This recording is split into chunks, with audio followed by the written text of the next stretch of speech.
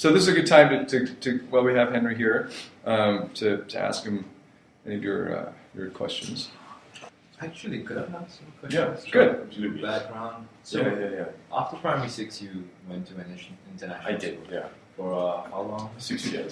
6 years. Yeah. And then after that, you... After that, I served in the Singapore Army. I'm not actually Singaporean, I volunteered. Don't ask me why, but I did. I served a year, and then when I was in OCS, I broke my legs, so I quit, and I went to Beijing. Oh, okay. So that was my past couple of years. So you met David when you were... I met David just after, before I joined the army, actually. I was waiting. And I heard when you were coming into town. You just moved. You were there. Yeah, it was like your first week in town when I first contacted you. Right.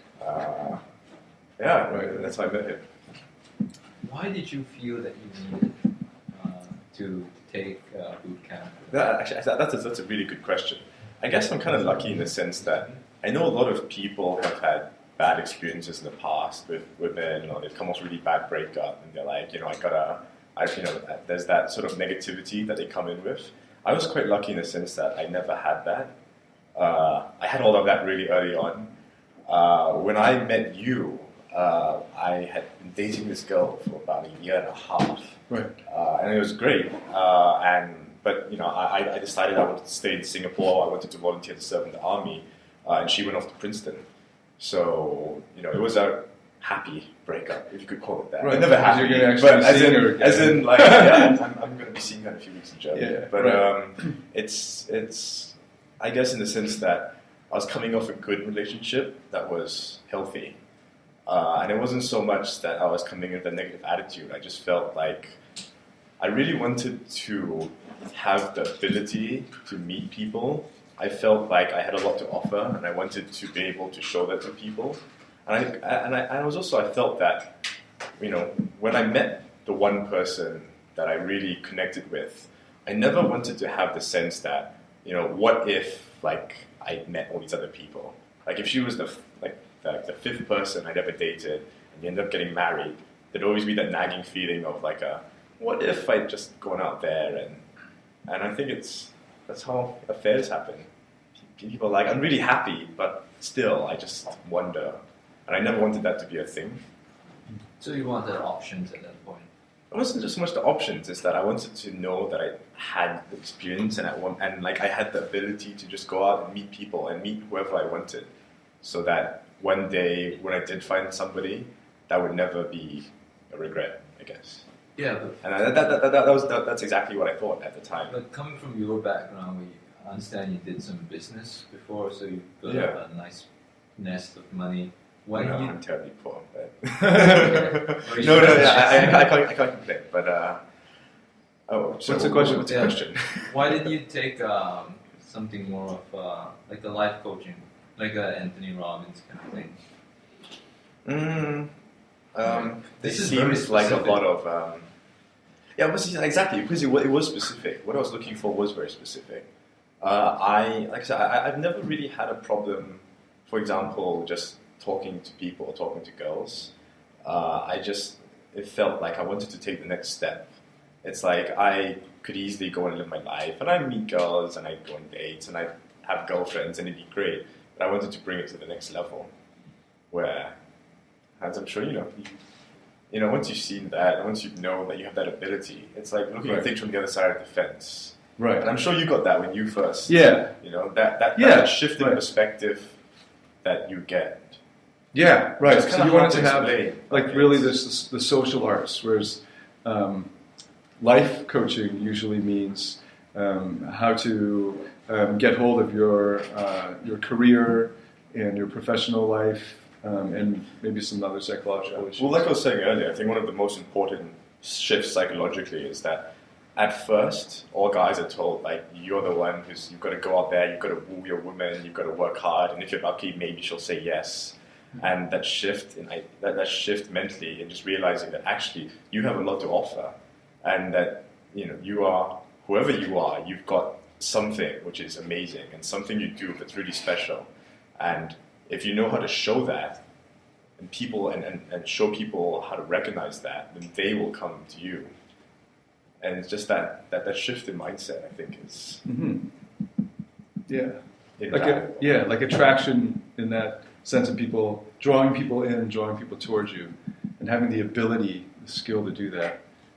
That's something you definitely want to invest in. But yeah, I mean, you could ask him why he didn't get like a full-on 6-month program. And, I didn't know you did that back then.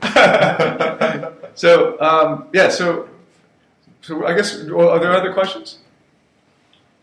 How did you get the inspiration to start your own business at such a young age? It's not mine. I have set up others, but the one on which I spend most of my time is the family business. So I guess that's something I wanted to bring up too, like the idea of getting a mentor to get something handled. Yes. I didn't understand that concept until I looked backwards in my life and to see what my parents had arranged for me, private teachers, and then I got my own fitness trainer. You should probably get a personal trainer. Oh, you're never in one place for long. But I mean, having your father as a mentor in your career, your business life is very convenient for you. And I mean, that's one thing you want to. There's no substitute for actually seeing and learning. And just living with. I mean, one of the reasons that I was able to do well in academics with very little work was because I actually lived in the same house, the same condo apartment as the top scholar in my field, because she needed help around the house. So that. Well, she was a frail woman. So anyway, that was a big factor.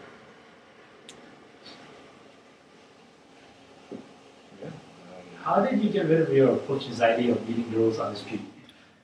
I haven't. You're always anxious. What I tell people is, if you're doing something and there's absolutely no anxiety, then the only reason why there's no anxiety is because you know that you're guaranteed success. When you wake up in the morning, you go to brush your teeth, you don't get anxiety because you're pretty sure you're going to be able to do that, right? So if you don't feel anxiety, you're not pushing yourself, right? If you don't feel anxiety, it's only because it's like foregone conclusion, and that's no fun. So you always feel anxiety. I guess you learn to deal with it. It's not an issue, but like I said, it should never go away, no matter what you're doing, whether it's in business or life or, if you go to the gym and you're doing if you feel intense weight and you're doing 20% above what you've ever done, you feel that, well, I wonder if I can do this. Yeah. And if you don't, then you're just not pushing yourself and it's not worth doing. Yeah. Like what makes it fun when you get good at the clubs is you do an opener you've never done before. Or you do one that everyone thinks is going to fail and you think there's a pretty good chance of it failing. And that's when you get excited, because the other stuff is just boring. So yeah, I mean, if there's no anxiety, it means you're still in your comfort zone. But you should like the anxiety, because Henry was saying, it's not going to go away. But I guess as for getting over it, just the realization that nothing really bad can happen. Worst comes to worst. I mean, on the scale of doing, things that you should be anxious about, like skydiving, this really isn't up there. And I guess once you've done it often, you realize that no matter what, like, really, it's no big deal. Like, worst comes to worst. And you just get used to it, I guess, like anything.